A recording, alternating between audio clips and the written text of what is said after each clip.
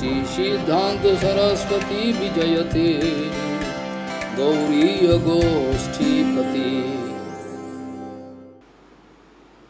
वंदे गुरुपद्वंद्वं भक्तबिंदसमन्वितं श्रीचैतन्य प्रभुं वंदे नित्यानन्दसहोदितं श्रीनन्दनन्दनं वन्दे राधिका चरणोदयं गोपीजनसमायुक्तं बिन्दावनं मनोहरम् वाञ्छाकल्पतरुश्च कृपासिन्धुभ्यश्च पतितानं पावनेभ्यो वैष्णवेभ्यो नमो नमः। मूकं करोति वाचालं पङ्गुं लङ्घयतिगिरिं यत्कृपातमहं वन्दे परमानन्दमाधवं। वृन्दावै तुलसीदेव वै पिया वै केशवस्य च कृष्णभक्तिपदे देवी सत्त्ववत्त्वयि नमो नमः। नारायण नमस्कृत्य नरं चैव नरोत्तमं देवीं सरस्वतीं व्यासं ततो जयो मुदीरये। संकीर्तने कृष्ण कथोपदेशे गौरीयपत्रस्य प्रकाशने च सदानुरक्त गुरुभक्तियुक्तो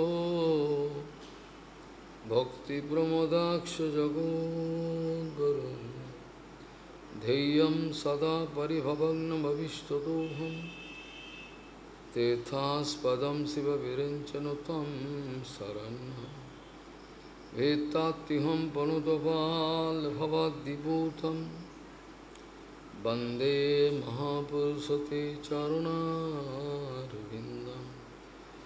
यत्पादपल्लवनखचन्दमनिच्छटाय विस्फुरजित किमपि गोधु स्वदर्श पूर्णानुरागरससागरसारमूर्तिः साराधिकामयि कदा कृपां करोतु। श्रीकृष्ण चैतन्य प्रभु नित्यानन्द श्री अद्वैत गदाधर शिवासादि गौरभक्तबिंद श्रीकृष्ण चैतन्य प्रभु नित्यानंद श्री अद्वैत गदाधर शिवासादि गौरभक्तबिंद। हरे कृष्ण कृष्ण कृष्ण हरे हरे हरे राम राम राम हरे। आजानुलंबित भुजौ कनकावदातो संकीर्तनैकपितरौ कमलायताक्षो विशाम्बरौ द्विजवरौ जुगधर्मपालो वन्दे जगत्प्रियकरो करुणावतारो। हरे कृष्ण कृष्ण कृष्ण हरे हरे हरे राम राम राम हरे हरे। नमामि गंगे तव पादपङ्कजं सुरासुरैर्वन्दितो दिव्यरूपं भुक्तिं च मुक्तिं च ददासि नित्यं भावानुरूपेण सदा नराणां।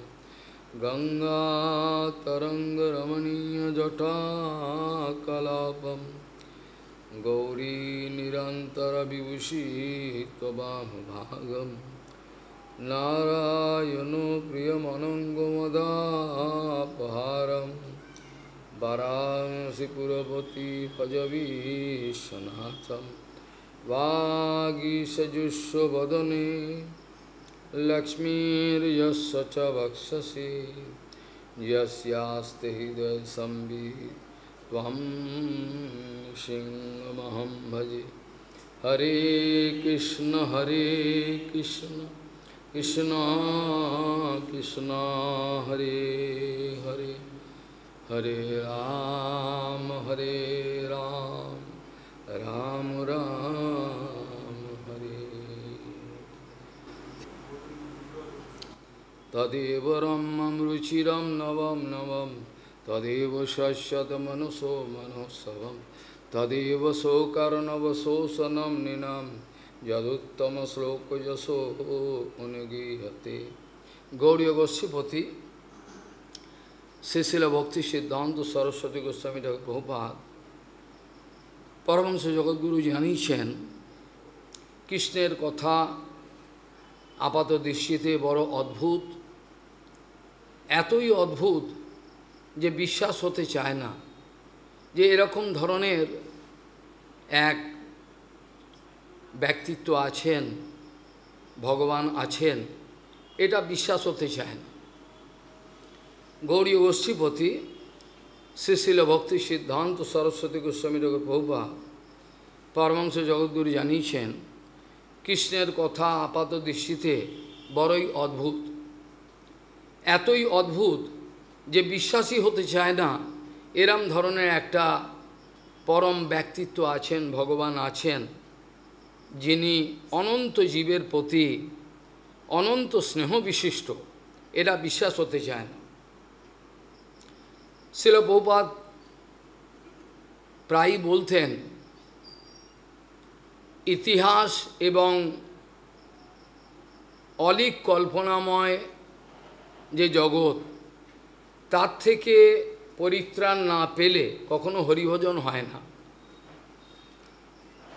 শ্রীল প্রভুপাদ জানাতেন যে যতক্ষণ পর্যন্ত না আমরা ইতিহাস এবং আমাদের যে কাল্পনিক একটা জগৎ আছে,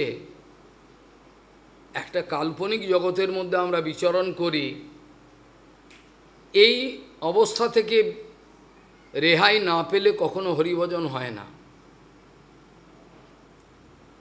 ইতিহাস এবং অলীক কল্পনাময় জগৎ থেকে যতক্ষণ বিশ্রাম না পাওয়া যায় ততক্ষণ বাস্তবিক পক্ষে হরিভজন হয় না।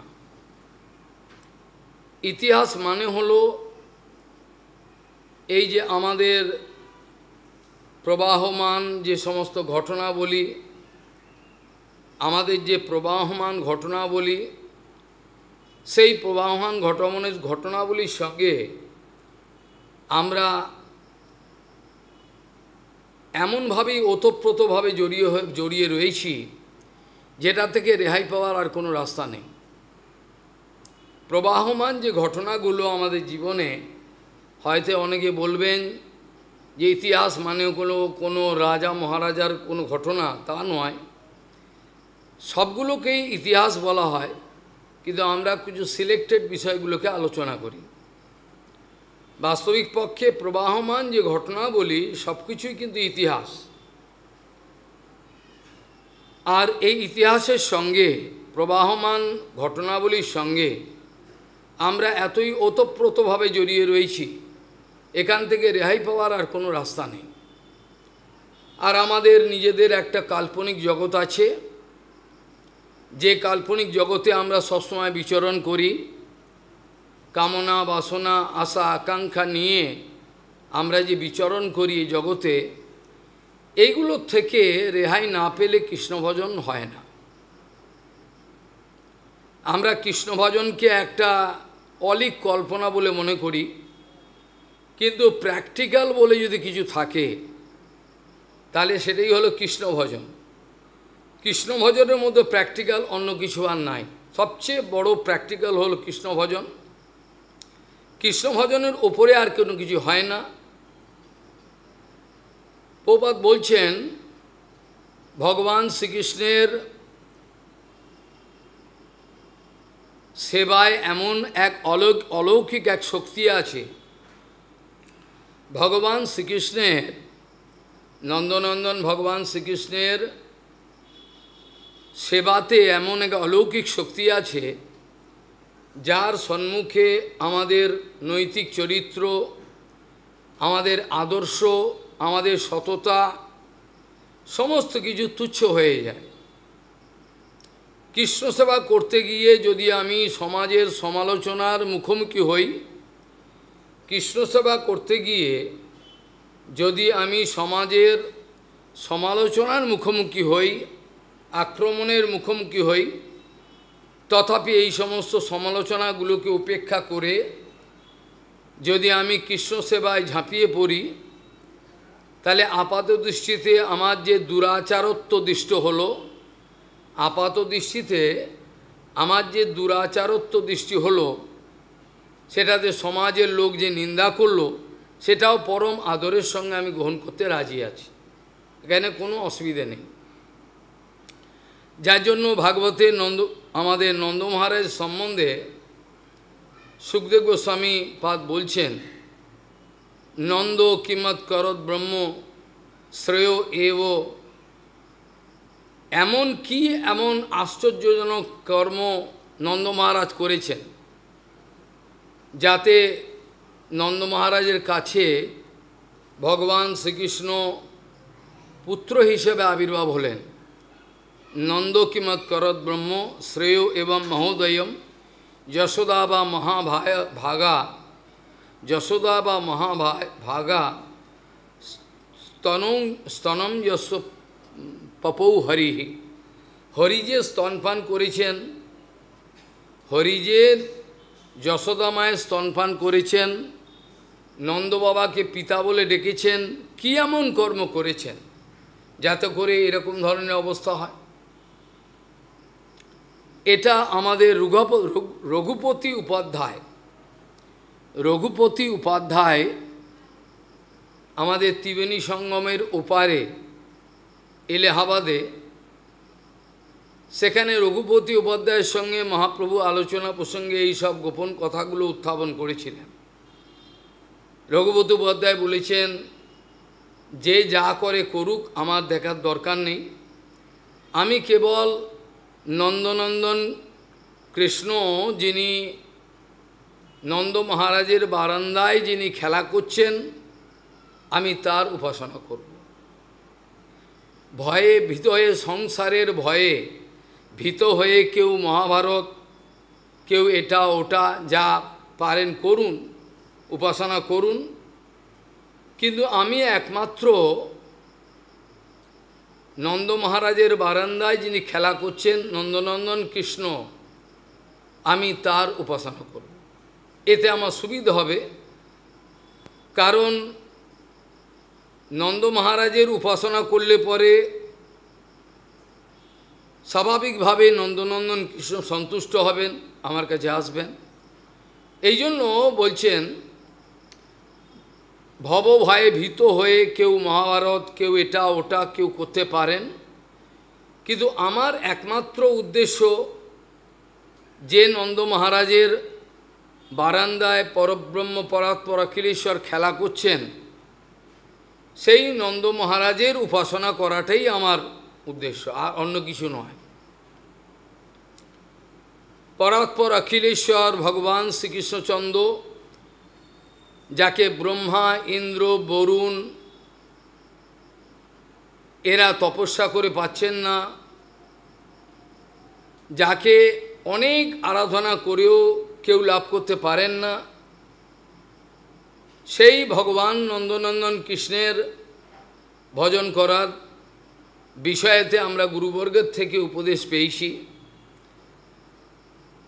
কারণ আমাদের আত্মার চরম মঙ্গল যেটা হয়, চরম মঙ্গল বললে তো সবই মঙ্গল, আমাদের কৃষ্ণের যত অবতার আছেন, ভগবান শ্রীকৃষ্ণের যত বিষ্ণু, নারায়ণ, কৃষ্ণ যা কিছু আছেন, বিষ্ণু তত্ত্ব, তাদের আরাধনা করলে, তাদের কাউর কোনো তত্ত্বের আরাধনা করলেই চরম মঙ্গল হবে। কিন্তু আত্মার সর্বশ্রেষ্ঠ লাভ, আত্মার যেটাকে বলে সর্বশ্রেষ্ঠ আনন্দ, সর্বশ্রেষ্ঠ লাভ, আত্মা যে পর্যন্ত উঠতে পারে, যার পরে আর কিছু হয় না, সে আত্মার চরম আনন্দের বিকাশটা একমাত্র নন্দনন্দন ভগবান শ্রীকৃষ্ণের ভজনে হবে, অন্য কাউর ভজনে হতে পারে না। এমনকি দ্বারকাধীশ কৃষ্ণ বা মথুরাধীশ কৃষ্ণ এদেরও আরাধনা করলে পরে আমরা কিন্তু সেই আনন্দটা ততটা পাব না। কারণ ভগবান নন্দনন্দন কৃষ্ণের আরাধনা করলে পরে যতগুলো রসবৈচিত্র্য আমাদের জগতে আছে সেগুলো অ্যাট এ টাইম সবার সঙ্গে বিনিময় করা যায় না। আমাদের যে রসতত্ত্ব আছে, যে রসের জন্য এই জগৎ জীবিত রয়েছে, এই জগৎ যে বেঁচে রয়েছে একমাত্র রস আছে বলে তারা বাঁচবার চেষ্টা করছেন, তাদের আনন্দ এই কারণে।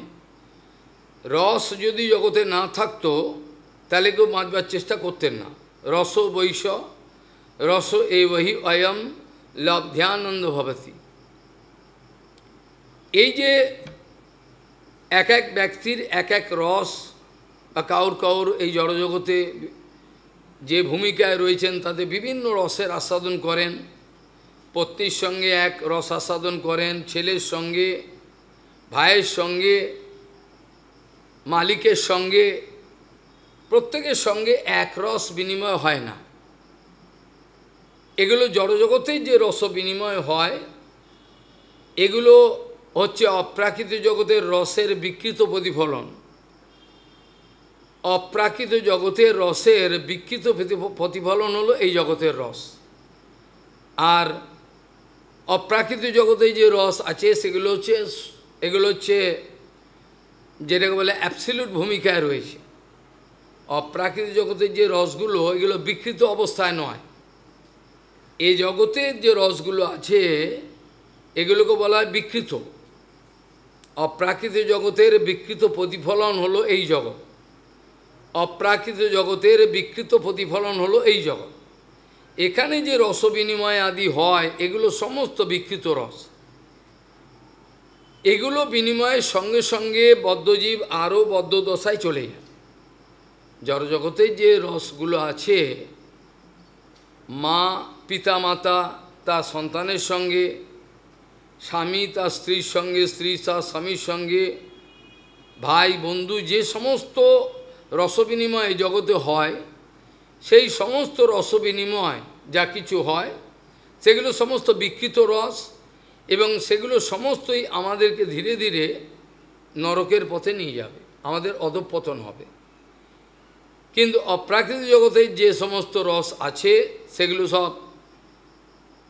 সব বিকৃত ভূমিকায় নেই। সেই জন্য সেগুলোর বিনিময়ের সঙ্গে সঙ্গে যে রসের ভক্ত সে অবস্থায় ভগবান শ্রীকৃষ্ণ সবাইকে একটা সুযোগ দেবেন, যে ভূমিকা রয়েছেন, যে রসের ভূমিকায়, তাকে সেই রসের ভূমিকা সে বিনিময়ের সুযোগ দেবেন, সেই রস বিনিময়ের সুযোগ দেবেন। আর তার ফলেতে সেই জীব অপ্রাকৃত জগতে গিয়ে ভগবানের সঙ্গেই সেই রসসেবায় নিযুক্ত হতে পারবে, তার পূর্বে হতে পারবে না। এবং ভগবান শ্রীকৃষ্ণের সঙ্গে কোনো ভক্ত বা যারা ভক্ত আছেন যাদের যে রসই থাকুক, একমাত্র ভগবান শ্রীকৃষ্ণের সঙ্গে সর্বপ্রকার রসের বিনিময় সম্ভব। ভগবান শ্রীকৃষ্ণের সঙ্গে সর্বপ্রকার রসের বিনিময় সম্ভব। এটা অন্য কোনো রাম, নৃসিংহ, বরাহ আদি কাউর সঙ্গে কোনো রকম বিনিময় করা যায় না। একমাত্র নন্দনন্দন ভগবান শ্রীকৃষ্ণের সঙ্গেই সমস্ত রসের চমৎকারিতা এবং চরম ভূমিকায় এটা একমাত্র উপভোগ করা যায়, ভগবানের সঙ্গে বিনিময় করা যায়। আর অন্য কোনো ভগবানের অবতারের সঙ্গে বিনিময় করা সম্ভব না। ভগবান রামচন্দ্রের সঙ্গে আড়াই রস, নৃসিংহদের সঙ্গে কী রস বিনিময় করা যাবে, ভক্তবৎসল নৃসিংহদের সঙ্গে বিভিন্ন রকম, কূর্মদেবতা, বরাহদেব, বিভিন্ন কেউ যুগুপ্স রস, কেউ বিভৎস রস, কেউ ভয়ঙ্কর রস যেটাকে বলে ভীত হয়ে যায়। এই পাঁচ প্রকারের যে আছে শান্ত, দাস্য, সখ্য, বাৎসল্য, মধুর। আর মধুরের মধ্যেও যে বিভাগ আছে, মধুরের মধ্যেও যে বিভাগটা আছে এটা হচ্ছে স্বকীয়া এবং পারকীয়া। এগুলো সমস্ত কিছুই একমাত্র এগুলো সমস্ত কিছু একমাত্র ভগবান শ্রীকৃষ্ণের সঙ্গে পরিপূর্ণরূপে বিনিময় করা সম্ভব, সম্পূর্ণরূপে বিনিময় করা সম্ভব হয়। যদিও আমরা দ্বারকাধীশ কৃষ্ণের সঙ্গে 5 প্রকার রসে কেউ করতেও পারে, কিন্তু মধুর রসের যে পারকীয় ভাব এটা তো সম্ভব হবে না। কাজেই ভগবান শ্রীকৃষ্ণের সঙ্গে একমাত্র এই রসগুলো বিনিময় করা যায়।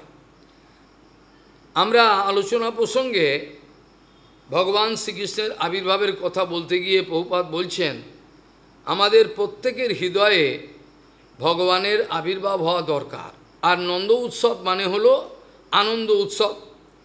নন্দ মহারাজের যে আনন্দ, কারণ পরব্রহ্মকে তিনি নিজের সন্তান হিসেবে পেয়েছেন, কিন্তু তাই বলে তিনি এটা ছেলে, এটা যে ভগবান, এই যে যেটাকে বলে ঐশ্বর্য ভাব, যেটাকে বলে ঐশ্বর্য ভাব, অর্থাৎ তিনি ভগবান, এই বিচারটা তার মধ্যে থাকা সম্ভব না। তার কারণ মাধুর্য রসের দ্বারা ঐশ্বর্যকে ঢাকা দেওয়া হয়েছে। বৃন্দাবনের ভগবান শ্রীকৃষ্ণের যে আনন্দময় বিলাস, তাতে এত আনন্দ কেন? কেন অন্য অন্য অবতারের সঙ্গে এত আনন্দ বিনিময় করা যায় না? তার একটাই কারণ হলো ভগবান শ্রীকৃষ্ণের যে অন্য অন্য যত অবতার আছে, বা তিনি নিজেও যে দ্বারকাধীশ কৃষ্ণ হিসাবে রয়েছেন, মথুরাধীশ কৃষ্ণ, তাদের মধ্যে ঐশ্বর্যের ভাবটা রয়েছে। কিন্তু ভগবান নন্দনন্দন কৃষ্ণের মধ্যে ঐশ্বর্য ভাবকে মাধুর্যের দ্বারা ঢাকা দেওয়া হয়েছে। মাধুর্যের দ্বারা ঐশ্বর্যকে ঢাকা দেওয়া হয়েছে। তা যদি না হয় তাহলে সে আনন্দটা হবে না, অর্থাৎ আনন্দের যে পরিপূর্ণ পরিস্ফুরণ যেটাকে বলে, সেটা সম্ভব হবে না।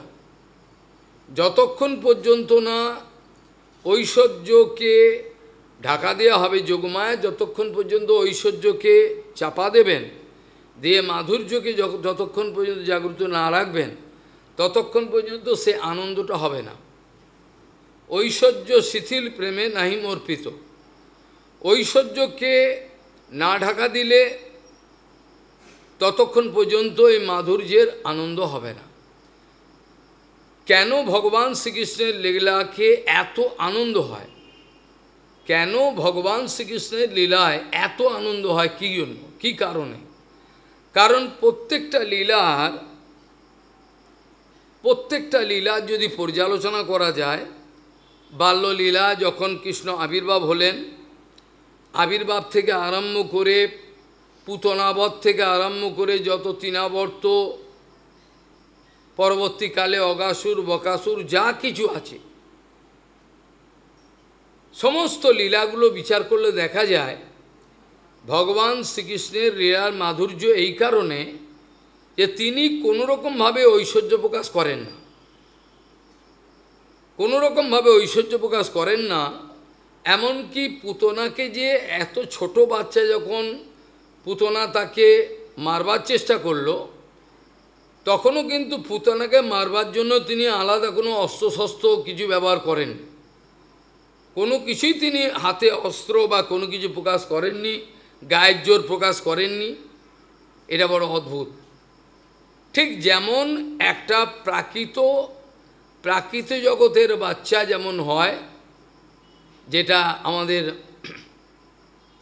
ভাগবতী মহাপুরাণে বলছেন যে ভগবান এ প্রাকৃত জগতে আবির্ভাব নিলেও, এ প্রাকৃত জগতে তিনি আবির্ভাব হলেও কোনোরকমভাবেই তিনি কিন্তু প্রাকৃত গুণের দ্বারা অভিভূত হন না।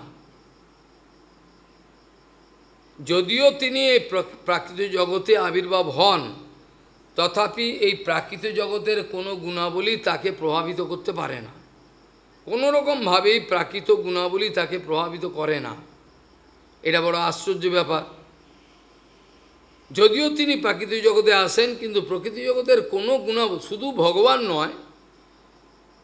ভগবান নয়, বৃহৎ ভাগবতামৃতে তো বলা আছে সেখানে গোপকুমারের সঙ্গে আলোচনা করছেন বৈকুণ্ঠ পার্ষদরা। বৈকুণ্ঠ পার্ষদরা বলছেন যে দেখো, আমরা কিন্তু বৈকুণ্ঠ পার্ষদ, আমরা এই জগতে ভগবানের আদেশে এসছি। এখানে আমাদের দরকার পড়েছে, বিভিন্ন জায়গায় আমরা যাই, আমরা বৈকুণ্ঠ পার্ষদ হলেও ভগবানের আদেশে আমরা বিভিন্ন জায়গায় যাই। কিন্তু দেখো, আমি তোমার কাছে এসছি, গোপকুমারকে বলছে আমি তো তোমার কাছে এসছি, কিন্তু এখানে এলেও প্রাকৃতিক জগতের কোনো গুণাবলী কিন্তু আমাদেরকে স্পর্শ করছে না। এটা বড় অদ্ভুত।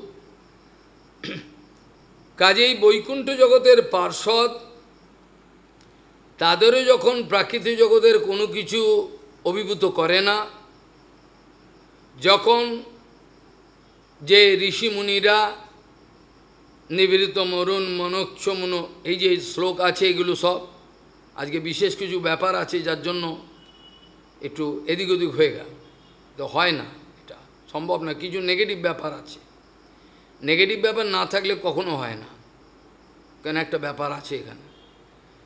সেখানে বলছেন যেখানে ঋষি মুনিরা নিভৃতে ভজন করে যাকে ধারণ করার চেষ্টা করছেন হৃদয়েতে, বিভিন্ন যোগী মুনি ঋষি তারা চেষ্টা করছেন, যারা সেই অবস্থায় উঠেছেন তাদেরকে প্রাকৃতিক জগতের কোনো গুণাবলী অভিভূত করে না। প্রাকৃতিক জগতের কোনো গুণাবলী তাদেরকে অভিভূত করে না। আর এই শ্রুতিস্মৃতি বলছেন আমরাও ভগবানকে, যেমন গোপিকারা ভজন করেছিলেন, ভগবানকে পেয়েছিলেন, আমরাও ঠিক এইরকমভাবে কিন্তু তাকে পেতে চাই। আমরা অন্যরকমভাবে পেতে চাই না, আমরা ভগবানকে ওই রকমভাবে পেতে চাই যেভাবে গোপিকাগণ পেয়েছিলেন। শ্রুতিস্মৃতি বলছেন বয়মপিতে সমদিশ অঙ্গ্রি সরোজ সুধা। গোপিকারা যেরকম ধরনের আনন্দময় সুধা সাধন করেছিলেন, আমরাও কিন্তু সেই রকমভাবে তাকে আমরা পেতে চাই, আমরা অন্যরকমভাবে পেতে চাই না, অন্যরকমভাবে আমাদের পেলে সাধন হবে। কৃষ্ণলীলার আনন্দ এই কারণে যে প্রাকৃতিক জগতে আসার পরেও প্রাকৃতিক জগতের কোনো গুণাবলী তাকে স্পর্শ করে না, কোনো ঐশ্বর্য বাইরের দৃষ্টিতে তাকে কোনো রকমভাবে তিনি আহ্বান করেন না। প্রাকৃতিক জগতে যে ঐশ্বর্য আছে এটা তো করেই না, অপ্রাকৃতিক জগতে যে ঐশ্বর্য আছে এটাও তাকে অভিভূত করতে পারে না, কোনো রকমভাবেই এটা হয় না। তার জন্য বলছেন যে বাল্যলীলা থেকে আরম্ভ করে কৃষ্ণের প্রত্যেকটা লীলাই হলো মধুর লীলা। বাল্যলীলা থেকে আরম্ভ করে প্রত্যেকটা লীলা, এমনকি আবির্ভাব লীলা পর্যন্ত, যখন আবির্ভাব হয়েছেন, আবির্ভাব হওয়ার সময় যে লীলাগুলো করেছেন, তারপরে আস্তে আস্তে বড় হচ্ছেন, বাল্যলীলা, প্রত্যেক লীলাটার মধ্যে একটা অপার মাধুর্য বিরাজমান রয়েছে। তার কারণ হলো তিনি ঠিক যেমনভাবে মনুষ্য লীলা হয়, মানুষের বাচ্চা যেমনভাবে লীলা করেন, মনুষ্য লীলা ঠিক যেমন হয় ঠিক সেই রকমভাবে তিনি লীলা করেছেন। একটা মানুষের শিশু যেমন হয়, একটা মানুষের বাচ্চা যেমন হয়, যেমন প্রাকৃত খিদা পায় রাগ, গৌরাঙ্গ মহাপ্রভু, গৌরাঙ্গ মহাপ্রভু যদি গৌরলীলা দেখা যায় তাহলে দেখা যায় এগুলো সব চৈতন্য ভগবান চৈতন্য তো সব কিছু হয় নেই, সব কিছু কেন সেখানে সিদ্ধান্ত বিচারের আলোচনা বেশি আছে। দেখা যায় মহাপ্রভু গঙ্গা পূজার জন্য যে ফুল আর তুলসী একটু আমাদের সচিমায়ের দেরি হয়ে গেছে, সঙ্গে সঙ্গে ঠিক হয়েছে উথাল পাতাল একেবারে রেগে গিয়ে সব এগুলো ইচ্ছে করে দেখাচ্ছেন। এমনভাবে তিনি লীলাটা দেখালেন যে প্রাকৃত শিশুর মতো একেবারে এক্স্যাক্ট উথাল পাতাল করছে, সব ভেঙে দিলেন সব কিছু। এগুলো প্রাকৃত শিশুর মতো তিনি লীলা করছেন। এটা না করলে যে আনন্দটা ভগবতী গৌরলীলার, অর্থাৎ আমি বলতে চাইছি স্বয়ংরূপ ভগবানের যে লীলা, এই স্বয়ংরূপ ভগবান মানে গৌরাঙ্গ এবং ভগবান কৃষ্ণ, এই দুই লীলাতে যে আনন্দটা আছে এটা অন্য কোনো ভাবেই হতে পারে না। এটা মাথুরাদেশ কৃষ্ণের পক্ষে সম্ভব নয়, দ্বারকাদেশ কৃষ্ণের পক্ষেও সম্ভব নয়। এতদ ঈশনম ঈশস্ব প্রকৃতিস্থ ওপি তদ্গুণের নযুজ্যতে সদা আত্মস্তম যথা বুদ্ধি তথা আশ্রয়। এখানে বলছেন ভাগবতে, এতদ ঈশনম ঈশস্ব প্রকৃতিস্থ ওপি তদ্গুণে, ভগবানের ঈশিতা, তার ভগবানের যে ঈশিতা, ওই তিনি যে ঈশ্বর, তার যে ঈশিতার এইটাই বৈশিষ্ট্য। প্রকৃতিস্থ অপি তদ্গুণের ন যুজ্যতে, তিনি প্রকৃতিস্থ হয়েও সেই সব প্রকৃতির গুণে তিনি অভিভূত হন না। কিন্তু আমরা এই জগতে যারা আমরা বিরাজমান রয়েছি, এই জগতের প্রত্যেকেই ন্যূনাধিক এই গুণসমুদ্রে নিমজ্জিত। এই গুণময় যে জগৎ আছে, গুণসমুদ্রে আমরা বিরাজমান ডুবে রয়েছি। কেউ বলতে পারবেন না এই তিন গুণের বাইরে। গুণসমুদ্রে আমরা ডুবে রয়েছি, এর বাইরে যেতে পারবেন না। কিন্তু ভগবান আর ভগবানের পরিকর আদি যারা আছেন, তাদেরকে প্রাকৃতিক জগতের কোনো কিছু অভিভূত করতে পারে না, কোনো কিছুই নয়।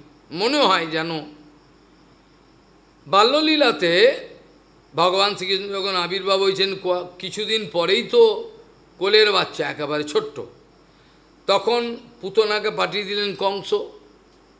পুতনাকে পাঠিয়ে দিয়ে তাকে মারবার চেষ্টা করলেন, স্তনে বিষ মাসিয়ে, এবং এমনভাবে এলেন, পুতনাকে এমনভাবে মায়াদেবী পাঠালো, যেখানে দেখা যায় যে পুতনাকে কেউ অবিশ্বাস করতে পারছে না।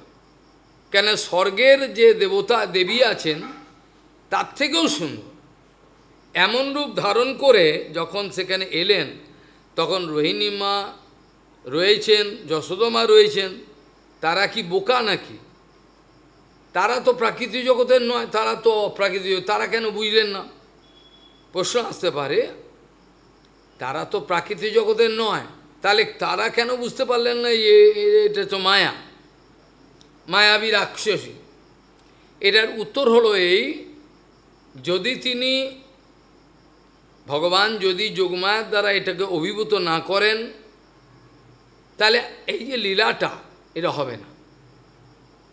রামচন্দ্র যদি ওই রকমভাবে অভিশাপটা না, অভিশাপ যেটা বর দিয়েছিল, সে বরের একটা ছুতো, একটা আছিলা নিয়ে রামচন্দ্র যদি জঙ্গলে না যান, তাহলে রামও বধ হবে না, রামায়ণ হবে না, হবে কি? যার জন্য এটা একটা এক ধরনের সাজানো বিষয়। রামচন্দ্র পিতৃসত্তা পালন করতেই হবে, আর তাকে জঙ্গলে যেতেই হবে, তারপরে রাবণও এইভাবে একটা সাজানো বিষয়, এটা না হলে হবে না। গৌরাঙ্গরও তাই। যদি এটা বিষ্ণুপ্রিয়া গ্রন্থেতে পড়লে দেখা যাবে, বিষ্ণুপ্রিয়াকে গৌরাঙ্গ প্রার্থনা করছেন, তুমি যদি সহযোগিতা করো, তাহলে আমি যে কারণে এসেছি সেটা আমি করতে পারি সঠিকভাবে। সন্ন্যাসের কথা বলছেন, তুমি হচ্ছে সবচেয়ে কাছে এবং সবচেয়ে তোমাকে সহায়তা করতে হবে। কারণ গৌর লীলার আচার্যদের মধ্যে বিষ্ণুপ্রিয়ার নামও আসে, কিন্তু আমরা জানি না, এটা শুনিনি। বিষ্ণুপ্রিয়া যদি সহ্য না করেন প্রভুর বিরহ, তাহলে জগতের হৃদয়ে যারা অসুর ছিলেন তাদের হৃদয়টা বিগলিত হবে না। যারা অসুর, যারা অপরাধ করেছেন, তাদের মধ্যেও পরবর্তীকালে অপরাধ খণ্ডন হয়েছে, তারাও বিগলিত হয়ে গেছেন, পরে প্রথমে হয়নি। এইভাবে বিষ্ণুপ্রিয়ার কাছে প্রার্থনা করেছিলেন, যদি তুমি আমাকে সহযোগিতা করো, তাহলে আমাকে জীব উদ্ধারের জন্য আমাকে আসতে হয়েছে, আমি করতে পারবো, তা নাহলে হবে না। এটা প্রার্থনা করেছিলেন, সচিমাকেও বলেছিলেন, কিন্তু যাওয়ার সময় যোগমায়া এমন অভিভূত করেছেন যে জানতে পারবে না। রামচন্দ্র লীলাও তাই এইভাবে তিনি করেছেন, তা নাহলে হবে না, কোনো রকমভাবেই হবে না। কাজেই ভগবান এমন একটা ব্যবস্থা করলেন যাতে লীলাটা পুষ্টি হয়। যদি নারায়ণের মতো দুম করে তিনি পড়লেন, শঙ্খচক্র নিয়ে গলাটা কেটে দিয়ে চলে গেলেন, তাহলে সেটার মধ্যে ঐশ্বর্য থাকবে, আনন্দ, সেটা আনন্দ পায়, আনন্দ যেটাকে বলে আনন্দ। সে আনন্দ দান করার জন্য একমাত্র ভগবান নন্দনন্দন কৃষ্ণের সঙ্গে যে রসবিনী যে আনন্দ, এটা অন্য কোনো বিষয় হতে পারে না। যার জন্য পুতনাবধের সময় যখন প্রশ্ন হলো যে পুতনা কি করে আসতে পারলেন, যে আপনার তো আগেই শাস্ত্রে আমরা পড়েছি, যাহা কৃষ্ণ তাহা নাহি মায়ার অধিকার, যাহা কৃষ্ণ তাহা নাহি মায়ার অধিকার, সেটাতে কী করে এলেন মায়া? যাহা কৃষ্ণ তাহা নাই মায়ার অধিকার, তাহলে কী করে কৃষ্ণ মায়া এলেন? মায়াটা এলেন কী করে?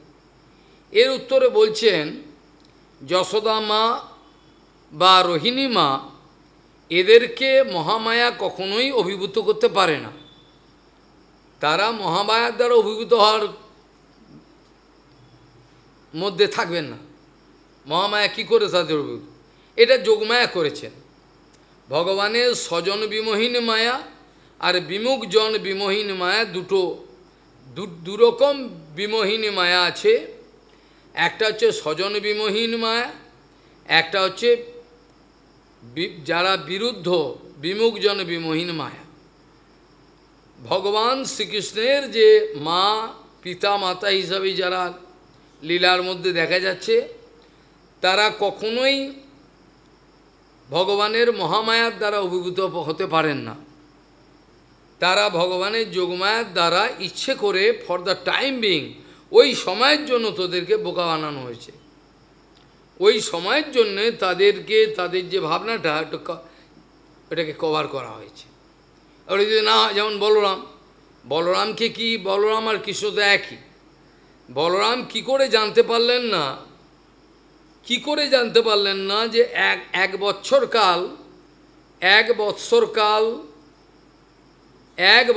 কাল যে ভগবান শ্রীকৃষ্ণ নিজেই গোবাছুর গোয়ালওয়াল সমস্ত রূপ ধারণ করে যে খেলা করছেন 1 বছর, এটা কি করে বলরাম জানতে পারলেন?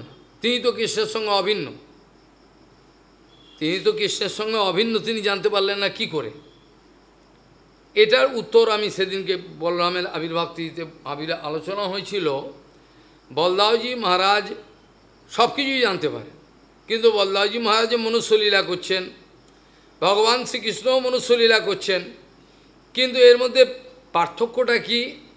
বলদাওজি মহারাজ যদিও কৃষ্ণের সঙ্গে অভিন্ন প্রথম প্রকাশ বিগ্রহ, তথাপি তিনি নিজেকে সেবক মনে করেন, প্রভুর সেবক। যদিও তিনি একাধারে সেব্য এবং সেবক দুটোই সিদ্ধ হয়, এটা বলা হয়েছে। তিনি রাজ করতে পারেন, তার ময়ূর পিছে লাগাতে পারেন, অন্য নারায়ণ লাগাতে পারেন না। নারায়ণ আদি বিষ্ণু কাউকে দেয়া হয় না। এখানে যোগমায়া কৃষ্ণকে কন্ট্রোল করছেন, যোগমায়া বলরামকে কন্ট্রোল করছেন। বলি যোগমায়া কন্ট্রোল, যোগমায়ার কত বড় সাহস! এটা সাহস নয়, এটা সাহসের ব্যাপার না। ভগবান শ্রীকৃষ্ণর অন্তঃকরণে যে ইচ্ছা নিয়ে তিনি আবির্ভাব হয়েছেন, সেটাকে সম্পূর্ণ পরিচালনা করার, অর্থাৎ সময় কাল এবং পাত্র হিসাবে দক্ষিণা দেওয়া, সাবস্ক্রাইব করা, এর দায়িত্বটা কিন্তু যোগমায়া।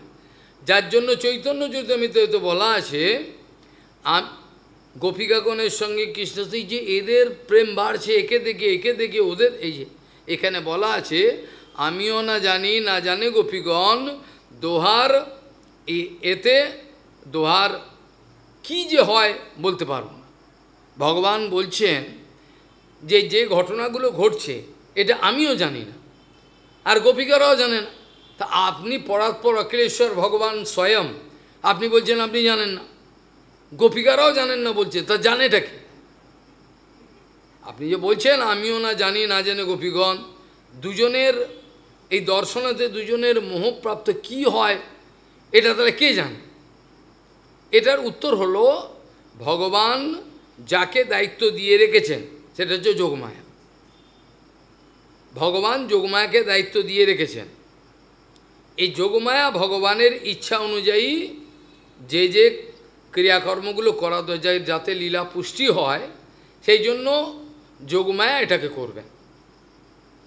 এই সময়টা ভগবান যদি আমি ভগবান এই বিচার রাখেন, তাহলে তার ওই খেলাগুলো হবে না। মায়ের স্তনপান, তারপরে যশোদা মায়ের সঙ্গে এই যে মাখন চুরি নিয়ে বকা, তাকে বাঁধা, এ কোনোটাই হবে না। এটা হতে পারবে কি? যশোদামাও জানে, যদি জানেন এটা ভগবান, আমি তাকে বাঁধবো? ভগবানকে বাঁধা যায়? ন অন্তর্যস্য ন বহির, যেটা তার বহির এবং অন্তর বলে কিছু নেই, যার অন্তর বহির বলে কিছু নেই, যে শুরু এবং শেষ নেই, তাকে যশোদামা বাঁধছেন।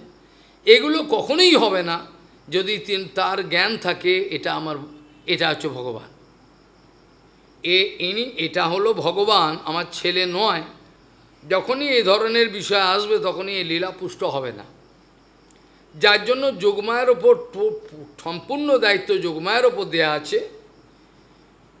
যোগমায়া বুঝে নেবেন সময়, কাল, পাত্র, কখন কি হবে, সব কিছু তিনি বুঝে নেবেন। এমনকি রাধারানী জাবগাঁও থেকে বেরিয়ে রাধাকুণ্ডে এলেন, কত কিলোমিটার হিসাব করা যাবে না, করলেই বোকাবে নিয়ে যেতে হবে।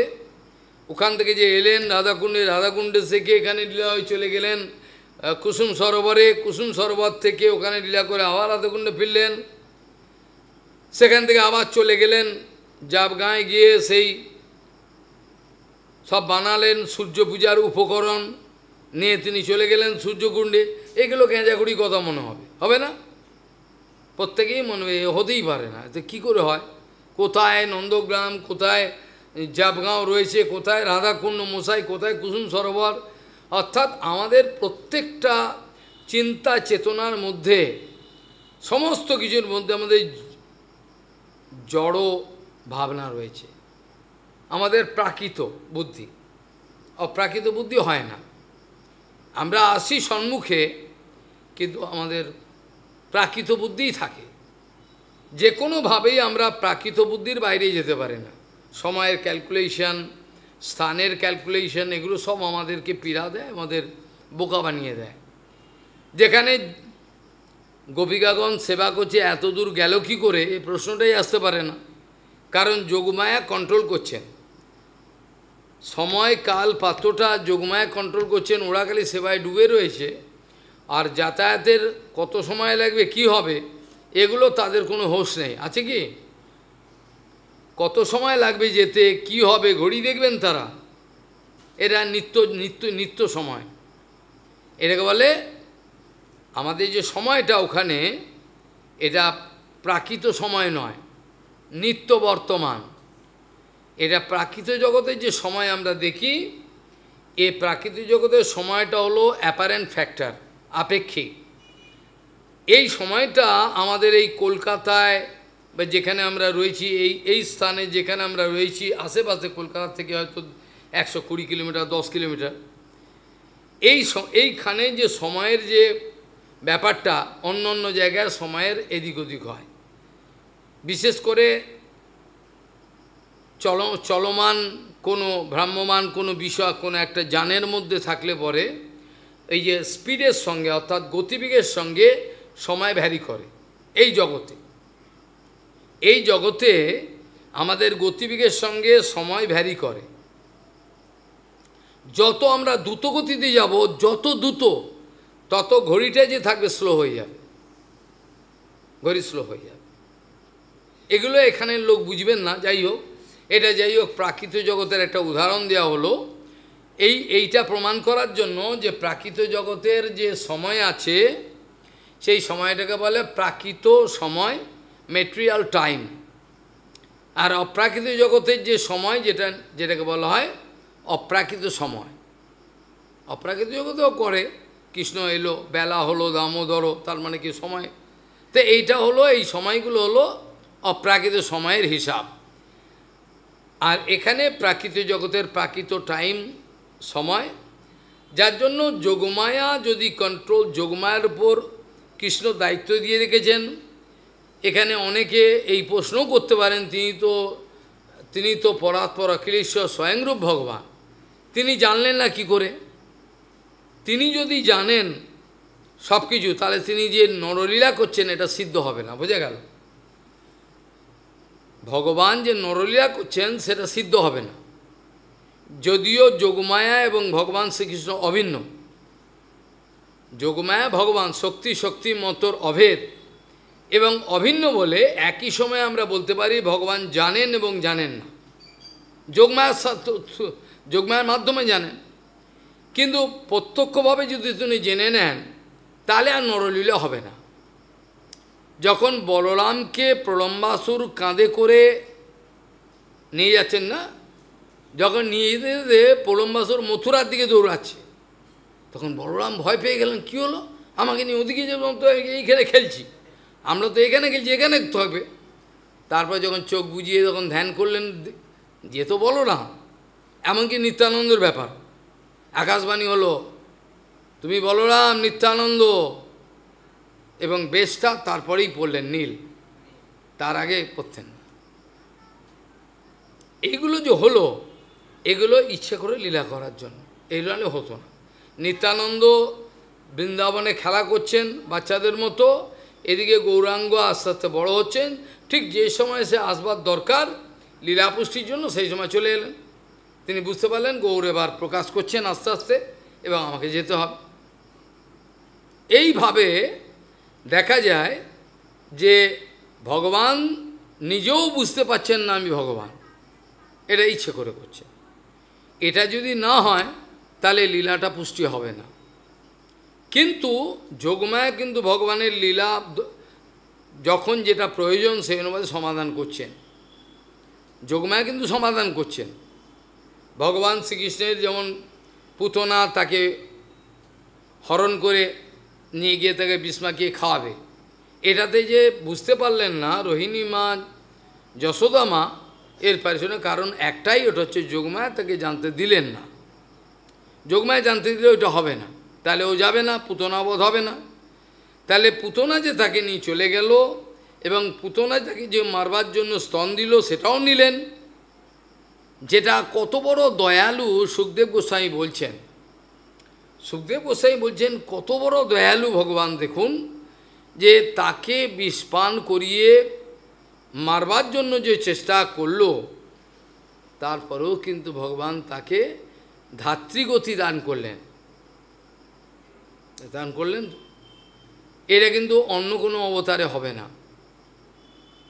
যে এত বড় সর্বনাশ করবার জন্য এলো, কৃষ্ণকে মেরে ফেলবেন, তারপরেও কিন্তু তাকে অহো ওকি ইয়ম স্তন কালকুতম জিগাংসায়া পায়জ, এই যে করলো, এখানে যে এই লীলাটা করলেন ভগবান অপায়জ্জত, দুধ স্তনপান করিয়ে, তত অন্যম কংবা দয়ালম শরণম ভজেম। আমরা কার শরণাগত হব, যিনি এত দয়াল, যাকে মেরে ফেলবার জন্য আসবার পরেও তিনি তাকে ধাত্রীগতি দান করলেন, তাহলে আমরা কার কাছে শরণাগত? তত অন্যম কংবা দয়ালম শরণম ভজেম, কার শরণে আমরা যাব? এত বড় দয়াল, যাকে মারতে এলো তারপরেও তিনি করলেন। কিন্তু একটা আশ্চর্য বিষয়, পুতনাকে যে মারবার সময় তিনি যে স্তন পান করলেন, সব কিছু করলেন, যদিও সে বিরুদ্ধ ভাব নিয়ে এসেছিল, তথাপি ভগবান কিন্তু সারগ্রাহী ভগবান বললেন যে এ তো আমাকে মায়ের মতো স্তনপান করাতে এসেছিল, কাজেই তিনি কিন্তু ধাত্রীগতি তাকে দান করলেন। আর যখন পুতনার মৃত্যু হলো, পুতনাকে ভগবান কোনো ছুরি কাটারি কিছু দিয়ে মানেননি। এরা আশ্চর্য, স্তনপানই করছেন, যখন পুতনা ছিটকে পড়লো এরকমভাবে হাত পা বড় বড় সব কিছু করে, হাতরাস, মানে হাতরাস হচ্ছে হাতরাস জংশন, ওখানে চলে এত বড় মুন্ডুটা যেখানে পড়েছে, এখানে বিরাট খাল হয়ে গেছে। কিন্তু পুতনাকে যখন আবিষ্কার করলো, গোয়ালবাল যারা আছেন নন্দ, যারা আবিষ্কার করলেন, তারা দেখলেন ওই বাচ্চাই রয়েছে, পুতনা স্তনের উপর খেলা করছে, তার কোনো উদ্বেগও নাই, কিছু নাই, স্তনপান করেছেন, পেয়েছেন। আর লেখা আছে স্তনপানের সঙ্গে সঙ্গে প্রাণটাকে পর্যন্ত তিনি নিলেন, আত্মসাৎ করলেন। স্তনপানের সঙ্গে সঙ্গে তিনি তার প্রাণটাকে পর্যন্ত আত্মসাৎ নিলেন, নিয়ে কী করলেন, তাকে ধাত্রীগতি দিয়ে দিলেন। তার সেখানে কোনো রকম অস্ত্র-শস্ত্র কোনো কিছুই নাই। চৈতন্য চরিতামৃতে বলা আছে ভগবান শ্রীকৃষ্ণের যত লীলা সবাই বলছেন কৃষ্ণ পেরেছেন পুতনাকে, কৃষ্ণ অগাসুর বকাসুর তৃণাবর্ত সবাইকে তো কৃষ্ণ মেরেছেন, কিন্তু সব ভুল, এগুলো কোনোটাই ঠিক কথা নয়। চৈতন্য চৈতন্যতে বলছেন বিষ্ণুর দ্বারে কৃষ্ণ করে অসুর সংহারণ। বিষ্ণুর দ্বারে অর্থাৎ বিষ্ণুর দ্বারা, যেহেতু কৃষ্ণের মধ্যে সমস্ত অবতার বিরাজমান রয়েছেন, ভগবান শ্রীকৃষ্ণের মধ্যে যত অবতার আছে সব অবতার কিন্তু কৃষ্ণের মধ্যে রয়েছেন। ভগবান শ্রীকৃষ্ণের মধ্যে যত অবতার, অসংখ্য অবতার, সবাই কিন্তু ভগবান কৃষ্ণের মধ্যে বিরাজমান রয়েছেন, যার জন্য তাকে অবতারই বলা হয়, অবতার নয়। কৃষ্ণ কোনো অবতার নয়, কিন্তু কৃষ্ণ অবতার নয়, কৃষ্ণ হচ্ছে অবতারী। ওর মধ্যে সব অবতার রয়েছেন, যার জন্য যখন অসুর মারণ লীলা হয়, যে কোনো অসুর, যেমন পুতনা মারার কথা হয়ে গেল, পরে কৃষ্ণের জন্মতিথি উপলক্ষে যে উৎসবটা হয়েছিল, তাতে অনেক রকমের জিনিসপত্র, সমস্ত মিষ্টি সমস্ত কিছু নিয়ে এসেছিলেন ব্রজবাসীরা উৎসব করার জন্য, এবং শকট মানে গরুর গাড়ির তলাতে বাচ্চাটাকে শুইয়ে রাখা হয়েছিল, একদম কচি বাচ্চা, আর শকট এরম রয়েছেন। তৃণাবর্ত এসছেন, তাকে, এটা হচ্ছে শকটাসু এসছেন, তৃণাবর্ত তো আগে এসছিল। যশোদা মায়ের ভারী বোধ হচ্ছে, এত ভারী হলো কি করে বাচ্চাটা, ইচ্ছে করে হচ্ছেন ভারী, কোলে রাখতে পারলো না, কেন কোল থেকে নিতে পারবে না, ওই জন্য রাগের সঙ্গে তৃণাবর্ত এসে নিয়ে চলে গেল। যশোদা মা হঠাৎ দেখছে বাচ্চাটা এত ভারী কেন, কোলে রাখতে পারছেন না, ওই সঙ্গে নামিয়ে রাখছেন, তৃণাবর্ত এসে। আর শকটাসুর কী করলেন, শকটাসুর বললেন আমি শকটের ওপরে চাপ দেবো, বাচ্চাটাকে চেপটে মেরে ফেলবো, শকটাসুর। কিন্তু হয়ে গেল উল্টো, শকটাসুর যখন শকটের ওপরে আসবেন তখন কচি কচি পা দিয়ে শকটটা অর্থাৎ গরুর গাড়িটাকে এরকমভাবে ঠেললেন। এরকম ঠেলার সঙ্গে সঙ্গে কি হলো, যখনই পা দিয়ে এরকমভাবে ঠেললেন, মারলেন, তখন শকটটা কি হলো, এরকম উঠতে উঠতে উঠতে উঠতে একেবারে গিয়ে কি হলো, ওপর থেকে নিচে পড়ে সব শেষ হয়ে গেল। কিন্তু কেউ জানতে পারছে না কি ব্যাপারটা কি হলো। নন্দ বাবা আদি সবাই কী হয়েছে গো, বাচ্চাগুলোকে জিজ্ঞাসা করছে কী হলো গো, এই যে এইভাবে কী করে পড়লো, এটা সব উল্টে গেল সব কিছু। বলছে তোমার এই বাচ্চা, বলছেন তোমার এই বাচ্চাটা এই পা দিয়ে ঠেলে ফেলেছে। বলে এটা হতেই পারে না, এটা বাজে কথা, ওরা বিশ্বাস করছেন না। বলছেন তোমারই বাচ্চা পা দিয়ে এরকমভাবে ঠেলেছে, শকটটাকে উল্টে গেছে, বাহ তাকে মনে হয় নাকি, বিশ্বাস করছেন। কিন্তু ভগবান শ্রীকৃষ্ণ ওই কচি কচি পা দিয়ে মারলেন, আর শকটটা তোর উঠে উঠে অনেক উপরে পরে শেষ। এইভাবে প্রত্যেকটা লীলার পেছনে কিন্তু যদি বিচার করা যায়, ঠিক মনুষ্য লীলার কোনো অতিক্রমণ তিনি করেন নাই। মনুষ্য জগতের যে মানুষ, একটা মানুষের যেরকমভাবে লীলা, যেরকম ক্রিয়াকর্ম করেন, তার যে স্পেশালিটি তার মধ্যেই ঘোরাফেরা, অথচ তার মধ্যে কিন্তু আনন্দ, যার জন্য কৃষ্ণলীলা এত আনন্দময় হয়। এই কারণে যে সেই নন্দ বাবা, সেই যশোদা মা, যখন বলদাওজি মহারাজের বন্ধুরা এসে বলল তোমার ছেলে তা আমাদের কানাই পাচ্ছে, গোপাল মাটি খাচ্ছে যমুনার তীরে, যেটাকে ব্রহ্মাণ্ড ঘাটে, তখন যশোদা মা দৌড়ে এলেন, কাছাকাছি সব কিছু, ব্রহ্মাণ্ড তো পাশেই, ওই নন্দবাবু ভবনটাই পাশে গেল, এসে যখন তাকে বকছেন, ওলাহন দিচ্ছেন, বাচ্চারা বলছে আমি মাটি খাইনি। তোর দাদা বলছে বলরাম মিথ্যে কথা কোনো দিন বলে না, তো বলছে খোল মুখ খোল, ও বলে মুখ খুলে দেখাচ্ছে। কিন্তু মুখ খুলে দেখাবার পরে কি কিছু দেখতে পেলেন? ব্রহ্মাণ্ড দেখতে পেলেন, অনন্ত ব্রহ্মাণ্ড দেখছেন, ওই মুখের মধ্যে অনন্ত ব্রহ্মাণ্ডকে দেখছেন। কিন্তু এই অনন্ত ব্রহ্মাণ্ডকে দেখলেন যে দেখবার পরেও তো তিনি বুঝতে পারলেন না যে ইনি ভগবান। পারলেন কি? এইটি তো হচ্ছে মজা। অনন্ত ব্রহ্মাণ্ডকে যে ওই মুখগহ্বরে দেখলেন, দেখার পরে যশোদামা খালি এইটা ভাবলেন না আমার ছেলেকে ভূতে ধরেছে না কিছু একটা হয়েছে। তাহলে এরকম মুখের মধ্যে কি দেখছি এসব? গ্রহ তারা নক্ষত্র সব দেখছেন। যশোদামা কিন্তু কোনো রকমের ঐশ্বর্য ভাব আসলো না। এইটা হচ্ছে চমৎকারিতা। ব্রজবাসীগণের ব্রজবাসীগণের যে বৈশিষ্ট্য এখানেই, ব্রজবাসীগণের বৈশিষ্ট্য এখানে যে ব্রজবাসীগণ কখনোই তার কৃষ্ণের বৈভব দেখে ভুলবেন না। কত কিছু দেখলেন, কৃষ্ণের বৈভব দেখার পরেও তাদের মাথায় ঢুকবে না, ঢুকতে দেবে না যোগমায়া, ওরা নেবে না। যে আমার বন্ধু শ্রীদাম সুদাম বলে আমার বন্ধু ভগবান, তা দেখছে, অগ্নিপান করে নিলেন, কালিয়া দমন কালিয়াকে মারলেন, সবই দেখলেন চোখের সামনে, তারপরেও আমাদের বন্ধু।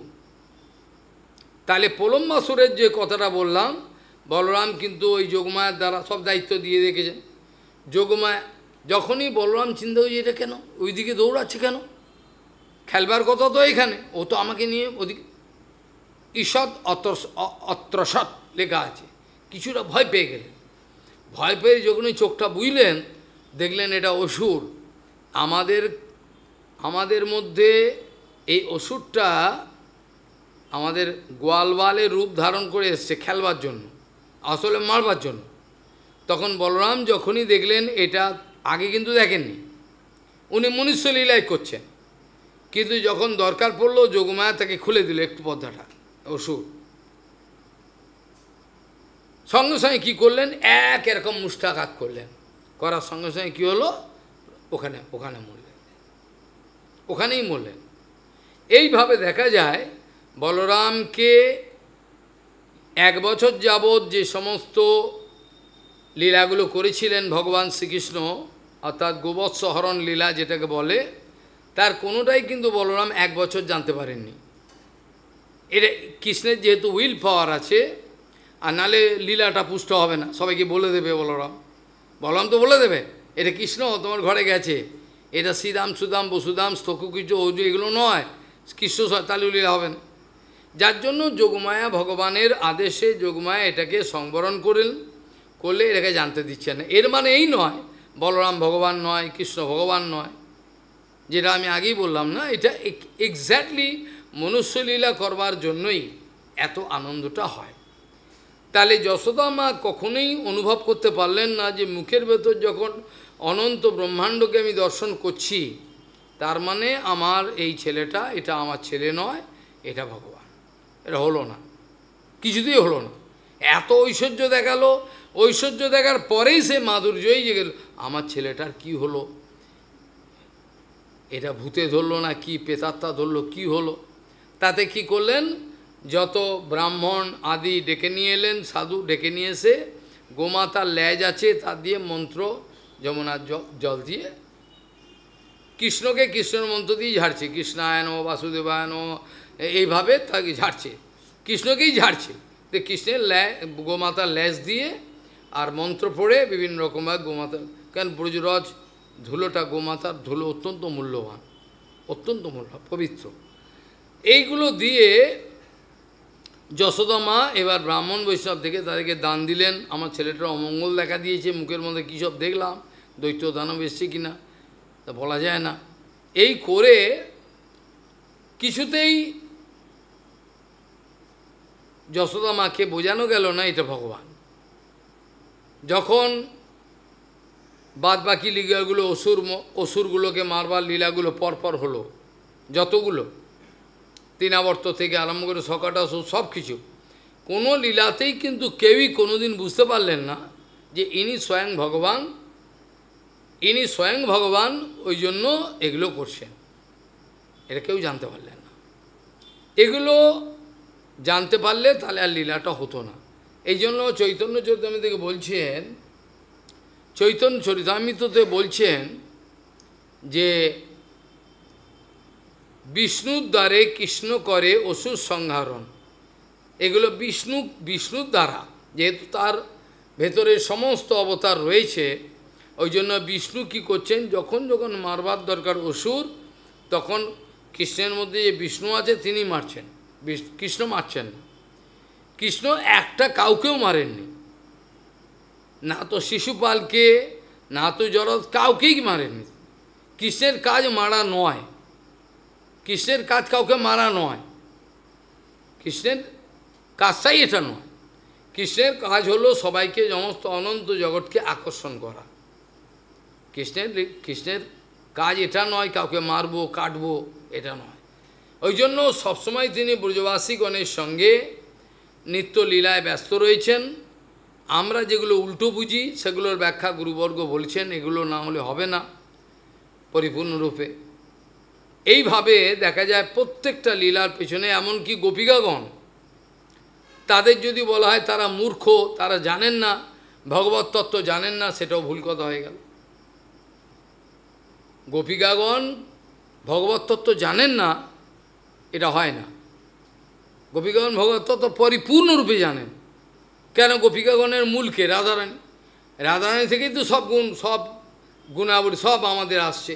তা রাধারানী নিজে জানেন না, এটা তো ভুল হয়ে গেল। অর্থাৎ জেনেও জানেন না। এটা তো গোপীগীতাতে বলছেন না, জয়তিথি দিগম জন্মনা ব্রজ সয়ত ইন্দিরা শস্যদত্ত, এটা হলো। তারপর আরেকটা শ্লোকে বলছেন, নখলু গোপিকা নন্দনো ভবান অখিল দেহি নাম অন্তরাত্মদৃক। এটা মানে কি হল? তার মানে কি গোপিকাগণ তত্ত্ব জানেন না? যদি না জানেন এই কথাটা বললেন কি করে? তুমি নিশ্চিত পরিমাণে গোপিকার ছেলে নও, ন খলু, খলু মানে নিশ্চিতমেব। তুমি নিশ্চিত পরিমাণে গোপিকা সন্তান। তুমি প্রত্যেকের হৃদয়ে রয়েছে পরমাত্মা রূপে। এটা কী বললেন? এটা বললেন কি করে? অর্থাৎ তারা জানেন, কিন্তু জেনেও জানেন না। এটাকে জানা বলে না, এটা বললেন, জানলেন, কিন্তু প্র্যাকটিক্যালি যখন অনুভবের সময়, তখন আর অনুভবেতে যোগমায়া চাপা দিয়ে দিচ্ছেন। চাপা দিয়ে দিচ্ছেন বলেন, তখন এবার বলছেন, শিলতিনাঙ্কুরই ক্ষিদতি তিন। তুমি যখন বৃন্দাবনের জঙ্গলে ঘোরো, তোমার পায়েতে কাঁটা এবং যে পাথরের টুকরো, এগুলো আর এত সূর্যের তাপ, তুমি ওখানে কষ্ট পাও, সেই কষ্টটা তোমার কিছু অনুভব হয় না, কিন্তু আমরা হয় বলছি। তাহলে কৃষ্ণ জঙ্গলেতে ওখানে তার ঘুরছেন খালি পায়ে, তাতে যে কষ্টগুলো হচ্ছে এটা গোপিকাগণের হচ্ছে। তার মানে কি হলো? গোপিকাগণ ও কৃষ্ণ অভিন্ন, এটা আলাদা নয়। কাজেই তারা তত্ত্বজ্ঞান জানেন না, এই কথাটা ভুল কথা। তারা তত্ত্বজ্ঞান জানেন, কিন্তু এটা জানাটাও জেনেও যোগমায়া কী করছেন, ওটা চাপা দিচ্ছে। কেন? তত্ত্বজ্ঞান জানলে যদি প্রকাশ্যে ওরা অনুভবে আসে, তাহলে তাদের প্রকাশ্যে যদি এটা চলে আসে, তাহলে তাদের এই লীলাটা হবে না, ভগবান শ্রীকৃষ্ণ লীলা হবে না। যার জন্য বাচ্চাবেলা থেকে যা যা কিছু ঘটছে, নামকরণের সময় অসুর সমাজ, কিছু করার নেই। এখানে এই যেটাকে বলা হচ্ছে নামকরণ, যখন নামকরণ হচ্ছে, সেই নামকরণের সময়ও কিন্তু, নামকরণের সময় সেখানে পর্যন্ত কিন্তু দেখা যায় গর্গমুনি ইশারা করে বলছেন, গর্গমুনি তিনি ইশারা করে বলছেন, গর্গমুনি ইশারা করে বলছেন, তোমার এই ছেলে বর্তমানে আসনবর্ণস্ত্রয়েহি অশ্বম গৃহ্ণত অনুযুগন্তনুম শুক্ল রক্তস্ফীতস্তথা ইদানীং কৃষ্ণতাম গতহা। এর মধ্যে অনেক ব্যাখ্যা করে তিনি বলছেন, ইঙ্গিত দিচ্ছেন, কদাচিৎ তোমার ছেলের সঙ্গে বসুদেবের সম্বন্ধ আছে, এইসব সব বলছেন। কদাচিৎ তোমার এই ছেলের সঙ্গে বসুদেবের সম্বন্ধ আছে, কী করে বুঝতে পারবেন? নন্দবাবাকে তিনি পরিষ্কার বলছেন যে তোমার এই ছেলে নারায়ণন সমম গুণম, নারায়ণের মতো সমান গুণ, এত কিছু কথা বলছেন, নারায়ণ সমাম গুণম, তোমার এই নারায়ণের সমান তোমার এই ছেলে। তারপরেও কি নন্দবাবা কি অভিভূত হয়েছিলেন? এগুলো শুনেছেন, কি তারপরেও আমার ছেলে।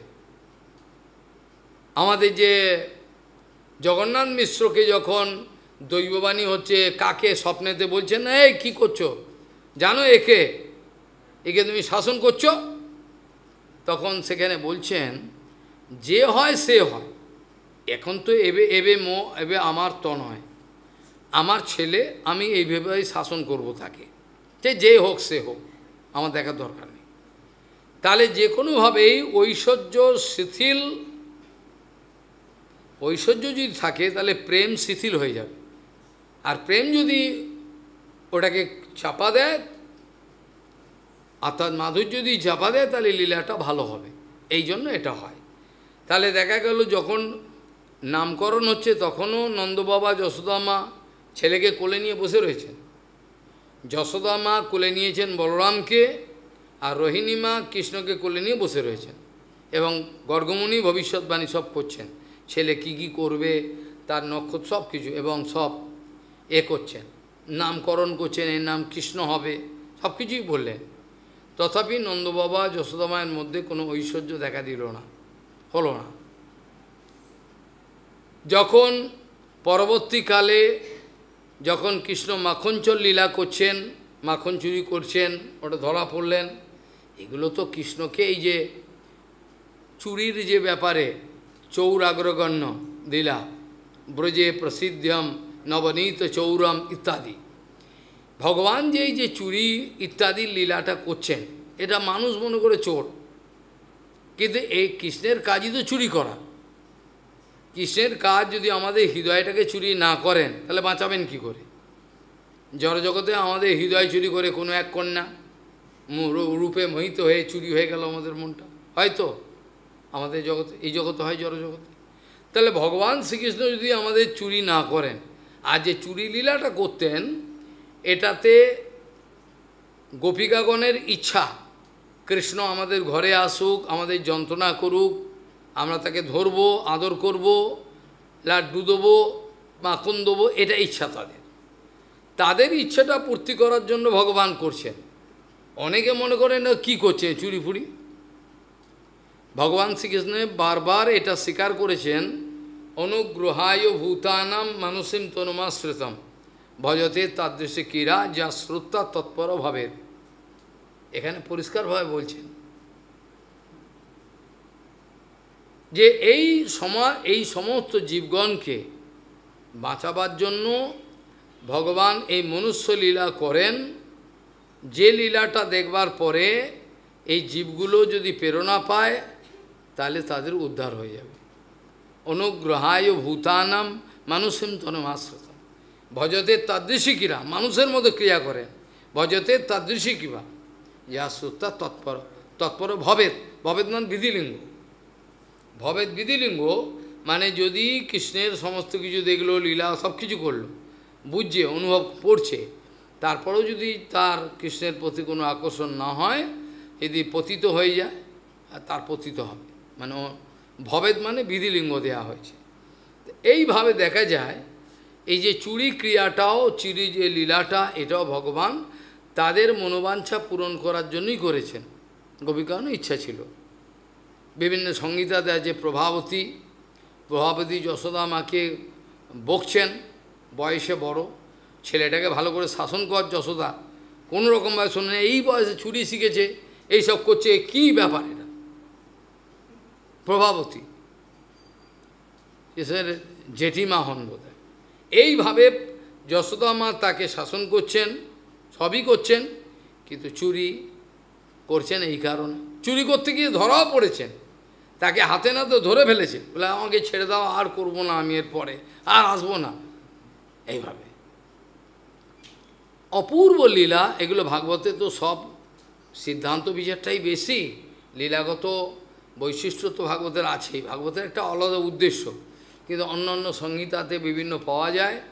ভগবান শ্রীকৃষ্ণ চুরি করতে গিয়ে ধরা, অনেক উদমবাজি করেন, কার বাড়িতে গিয়ে কিছু পেলেন না, লাড্ডু মাখন কিছু নেই, তার কচি বাচ্চা শুয়ে রয়েছে, তাকে চিমটি কেটে কাঁদিয়ে দিয়ে চলে গেলেন। ও বাচ্চাটা কাঁদতে আরম্ভ করলো। এবার কাউর বাড়িতে কিছু পেলেন না, না পেয়ে কী করলেন, শিকলটাকে তুলে দিলেন যাতে আর লঘু সংখ্যা গুরু সংখ্যা বাইরে যেতে না পারে। কে বন্ধ করলো, খোল খোল, তাতে পাল্লালেন। এরমভাবে তিনি করতেন, ঘরটা বন্ধ করে দিলেন। ভাগবতেও আছে। এগুলো তিনি ইচ্ছে করে করতেন, এগুলোর দ্বারা তার লীলাটাকে পুষ্ট করতেন। অপূর্ব এইসব লীলা চিন্তা করে। এমনকি হাতে নাতে ধরেছেন এক গোপিকা করে, বলছেন তোকে আজকে ধরে ওকে আজকে ছেড়ে দাও, আর কোনো দিন করবো না, আমি আর বিশ্বাস, তোকে যশোদা মায়ের কাছে নিয়ে যাবো। তো জোর করে ধরে তাকে যশোদা মায়ের কাছে নিয়ে যাচ্ছে। যশোদা মায়ের কাছে এসে প্রভাবতী বলছেন, যশোদা দেখ তোর ছেলেকে ধরে এনেছি, এবার হাতে নাতে ধরেছি। যশোদা বলছে, কাকে এনেছিস তুই? এ কি আমার ছেলে নাকি? খুলে দেখে, আমার ছেলে নয় তো, এটা অন্য ছেলে।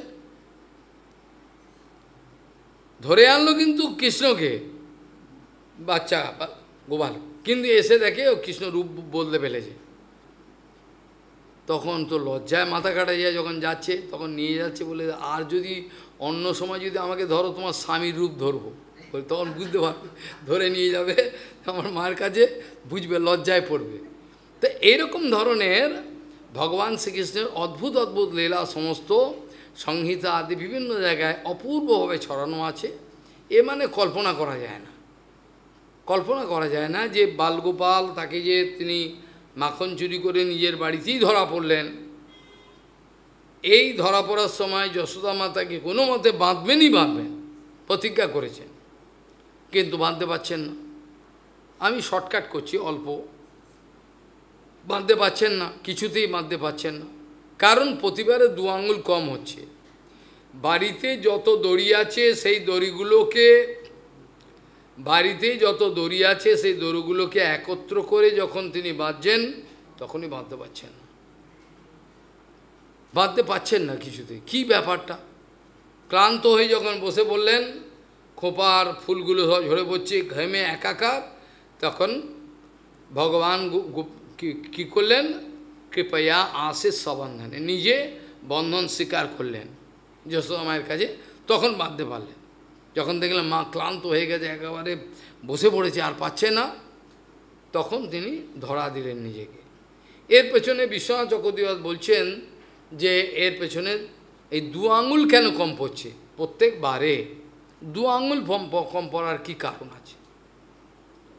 এর বিশ্বনাথ চক্রবর্তী বলছেন, অন্য টিকাকাররাও বলছেন, 2 আঙুল কম পড়ার কারণ হলো, প্রথম হলো তোমার ইচ্ছা এবং ভগবানের ইচ্ছা। যখন ভক্তের ইচ্ছা ভগবানের ইচ্ছার সঙ্গে মিলে যায় তখন কার্যসিদ্ধি হয়, তাহলেও হয় না। আপন ইচ্ছায় জীব কোটিবাঞ্ছা করে, ঈশ্বরের ইচ্ছা বিনা ফল নাই ধরে, কে কোনো মতেই হবে না।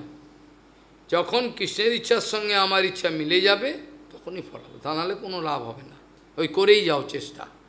সেই জন্য ওখানে প্রমাণ করছেন যে যশোদা মা যে ইচ্ছা প্রকাশ করছেন গোপালকে বাঁধবেন, সেটা যদি গোপাল অনুমোদন করেন, হ্যাঁ আমারও ইচ্ছা আছে তুমি বাঁধো আমাকে, আমি আরেকটা লীলা করব, প্রত্যেকটা লীলা পিছনে আরেকটা লীলা, ওকে না বাঁধলে আবার জমাল অর্জুন উদ্ধার হচ্ছে না। ওকে যদি না বাঁধে তাহলে তো কথা মিথ্যে হয়ে যাবে, নারদজি বলে দিয়েছে। তাহলে সব কিছু পেছনে একটা আশ্চর্য সাজানো জিনিস আছে। ওকে বাঁধলো বলে, গোপালকে বাঁধলো বলে, এবার বেঁধে বলে এবার থাক, এভাবে ওই চলে গেল নিজের রন্ধনাদি অন্য কাজে। এবারে গোপাল এবার উদুখলটা নিয়ে ঠেলতে আরম্ভ করলো, করে করে দুটো জমাল অর্জুনের বৃক্ষের মাঝখান দিয়ে ঢুকে গেল বাচ্চা, একদিন উদুখলটা বড় আটকে গেল, চার দিল, ভেঙে পড়ে গেল। প্রত্যেকটা লীলায়, এমনকি কালিয়াদমন লীলাতেও বলরামকে নেননি। গোবৎসহরণের যেদিন লীলা সেদিন বলরাম ছিলেন না, নেননি ইচ্ছা করে, এটা লীলা পুষ্টির জন্য এগুলো হয়। যাই হোক, অনেক কথা বলবার ছিল, প্রথমেই বিঘ্ন হলো, তার কারণও আছে, সেটা আমি পরে জানাবো, এটা হয় না কখনো। যাই হোক, আজকে এই পর্যন্ত বিশ্রাম থাক, আর প্রসাদ একটু দেওয়া দরকার আছে। তদেব রম্যম রুচিরম নবম নবম তদেব সদমনসো মহোৎসবম তদেব সৌকর্ণব শোষণম নিনাম যদুত্তম শ্লোক যশো অনুগীয়তে বাঞ্ছাকল্পতরস্য কৃপা সিন্ধু পতিতানু পাবনে ভবেষ্য। যেটা সবসময় বলছি সেটা মনে করতে পারছি, সব সময় প্রত্যেক সেকেন্ডে নেগেটিভ ব্যাপার আছে এখানে।